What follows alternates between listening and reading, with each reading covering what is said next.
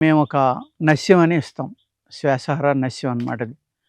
ఆ నస్యం కూడా ముక్కుల్లో వేసుకుంటే మీకు సైనస్, నాజల్ ఎలర్జీ, అలాగే ఈ ఆస్తమా రావడం. ఈ ఆస్తమా కూడా చాలామందికి కొంతమందికి మంచులోకెళ్ళిన వెంటనే విపరీతంగా వచ్చేస్తుందండి. వర్షం పడగానే వచ్చేస్తుంది.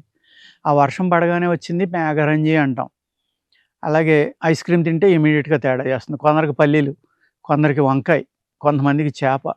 ఈ శ్వాస ప్రాబ్లమ్ ఉన్న వాళ్ళకి ఎక్కువగా సీ ఫిష్ పడదండి. సీ ఫుడ్ ఫిష్ అనే కాదు, రొయ్య, పీత, చేప ఇటువంటివి అనమాట.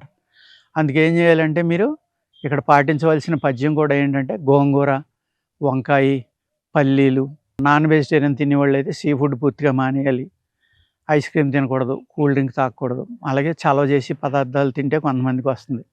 వాళ్ళు ఏం చేయాలంటే ఈవినింగు పెరుగు, మజ్జిగ అవాయిడ్ చేసేయండి పడుకునేటప్పుడు. అవాయిడ్ చేయడం వల్ల మీకు చక్కగా నిద్ర పడుతుంది. ఆ శ్లేష్మం పెరగదు. ఊపిరితిత్తుల్లో ఉన్న నింబు అంటాం మనం. అంటే ఊపిరితిత్తులంట ఆ శ్లేష్మంతోటి బ్లాక్ అయిపోయి ఉంటాయి కొంతమందికి. అదంతా కూడా నేను చెప్పిన జిల్లేడు పాలు చిట్కా, అద్భుతమైన చిట్కా అది. ఏం చెప్పానండి? 150-200 ml పంచదార పానకం కలుపుకుని ఒకే ఒక్క చుక్క, పొరపాటున కూడా రెండో చుక్క పడకూడదు. పడితే ఆ పానకం వంచేయండి.